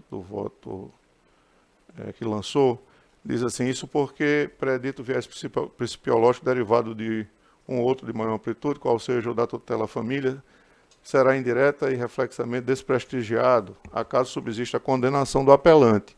Aí dizem desfecho, afinal, o indigitado encarceramento resultaria em danos psicológicos bem mais graves ao respectivo clã, quer dizer, a família, já abalado com o término do enlace dos envolvidos. De minha parte, eu entendo que, com a devida vênia, que esse abalo seria produzido se eles estivessem juntos ainda, mas houve uma separação e há afirmações de ameaças realmente contundentes, existem expressões que são bem pesadas, podemos dizer assim, de uma forma mais coloquial, segundo diz a vítima, né? Ela diz, por exemplo, que o denunciado se dirigiu à casa de sua mãe e enforcou a depoente devido a não ter voltado para casa, que esqueceu o registro da filha e o réu não quis lhe entregar, que o acusado lhe disse que não iria entregar o registro e que se a vítima continuasse ligando ia pepinar tudo de bala. Então, eu suponho, pelo que restou instruído, que esse estado de convivialidade não existia mais, conforme está realmente comprovado, e mesmo esse ambiente de amistoso, de convivência, não me parece estar presente para que chegamos a essa conclusão. Então, eu só estou justificando em homenagem aos fundamentos trazidos por Vossa Excelência, por que razão eu não me curvo e teria o maior prazer de assim o fazer, aderindo ao voto de Vossa Excelência, mas eu realmente, em razão do que restou denotado nos autos, eu vou me manter fiel ao voto que já lancei, entendendo, portanto, pelo desprovimento, conforme está lançado aqui no apelo, em consonância parcial com o parecer da Procuradoria de Justiça, da segunda Procuradoria conheço e dou parcial provimento apenas, né, reduzindo o valor da reparação, somente nesse aspecto, a título de danos morais, desprovendo no restante o recurso interposto. Era isso, senhor presidente. Pois não sei, como vota o desembargador Glauber Rego? Acompanho o revisor, senhor presidente. O relator. O relator. Então, proclamo que o recurso foi conhecido e provido. Por favor, doutor Ricardo. Parcialmente provido, né? Isso, apenas em relação aos danos morais é que eu estou acolhendo a pretensão recursal, reduzindo o valor da reparação a título de danos morais para R$ 3.500. Então foi um provimento total, então, né? Você só diverge no tocante à absolvição não, do ofício. Senhor presidente, desculpe, eu disse que acompanhava o relator, na realidade eu acompanho o revisor. Pois não. Pela concessão do HC exatamente, de ofício. por conta dessa possibilidade Certo. que a gente discutiu na sessão passada e que não tinha sido enfrentada no voto do relator, e hoje o doutor Ricardo traz em mesa, mas que na minha visão, rogando vênias ao relator, entendo assistir razão aí a divergência inaugurada por Vossa Excelência. Bom, então o recurso foi provido por maioria, né? Inclusive no tocante à concessão de ofício, com relação ao artigo 217, né? Vossa Excelência falou divergente nessa parte aí, perfeito? Porque você também concede a ordem, né? Desculpe, Vossa Excelência desproveu o recurso no todo. Eu desprovejo em relação às imputações de ameaça e de estupro. Pronto. E apenas dou provimento parcialmente em relação aos danos morais. Propostos. Diverge no tocante à absolvição. Eu entendo que ele deve permanecer condenado em relação às duas imputações. Então isso quer dizer que Vossa Excelência foi vencido na menor parte, continua relator para o acordo. Eu creio que eu fui vencido. Assim, na minha interpretação da sua opinião de Baldo Glauber, eu penso que eu fui vencido. Só com relação à absolvição, a discordância nossa de Vossa Excelência é só isso. De fato, mas a absolvição não representa o ponto mais relevante do apelo, porque, entende, presidente? Estou fazendo só uma pequena ponderação. Eu posso estar equivocado, mas a condenação à imputação de estupro de vulnerável, eu creio que ela se sobrepõe a esse ponto menor. Perfeito. Então, como prevalece meu posicionamento, eu serei o relator para o acordo. Isso. Obrigado, Excelência. Estamos agora já começando para finalizar a sessão, os julgamentos em bloco desse processo. postos publicados na pauta. Da minha relatoria, desembargador Glauber Rego, alguma divergência nos demais? Deixa eu me ver aqui. Aqui. Eu tenho notado uma divergência, mas que não está. Embora apareça aqui ainda, ele ficou para a sessão seguinte, não é isso? Então, nenhuma divergência, presidente.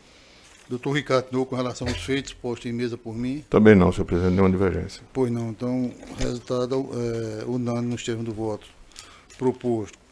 Com relação ao desembargador Glauber Rego, os votos por ele disponibilizados. Doutor Ricardo, tem alguma divergência enquanto revisor? Também não, senhor presidente, nenhuma Eu divergência. também não. Então, Senhor presidente, tem um que demanda o parecer oral, doutor Anísio Marinho. Qual é, excelência? 45, parecer oral. Não, já foi. Já foi. É isso. Então, doutor Ricardo, não tem nenhuma divergência, eu também não tenho, e faço a proclamação nos mesmos termos. Da relatoria do doutor Ricardo, dos votos propostos aqui não julgados, eu também não tenho nenhuma divergência. Desembargador Glauber Rego. Já baixa as que tivemos, né, doutor Ricardo? É. Não tenho aqui Sempre uma anotado. honra, Não tenho aqui anotado. aprender com Proclama- Mas isso não traz nenhum, pelo contrário, a mim só engrandece. A minha superlativa, a alegria de tê-lo como interlocutor. Proclamação nos termos do voto do relator. Bom, não havendo mais processo em mesa, pois não, Está na ordem administrativa já? já passou, mas eu reabro, se Vossa Excelência pretender. Não, então encerrou a ordem jurisdicional, né? Encerrou. Então, não, é a questão do calendário. Por conta. A nossa próxima sessão Será dia 14, conforme pedido de Vossa Excelência. Pois terça-feira. Deixa eu ver aqui. Dia 14. E na sequência seria dia 23. Voltaria às quintas normais, que foi a programação para o ano. Se Vossa Excelência permitir, doutor Ricardo Anuí, doutor Anísio não criar problema. Dia 21, mês de março, mês da. Pode ser? A de março, qual seria o calendário? Dia 21 é terça-feira, porque ordinariamente seria dia 23. Não tem nenhum problema, né? Eu só não gosto muito das terças por conta das outras sessões e às vezes atrapalha o rendimento em razão da assessoria, mas doutor Ricardo concorda? Sem dificuldade, Excelência. Eu agradeço, senhor presidente. Pronto, então deferido pedido a próxima sessão dia 24. A próxima da próxima era dia 23. E a nossa próxima era 21, desculpa. É 21. Teremos sessão 14 e 21. Bom, mais alguma coisa? Os senhores têm alguma coisa a colocar? Não, né?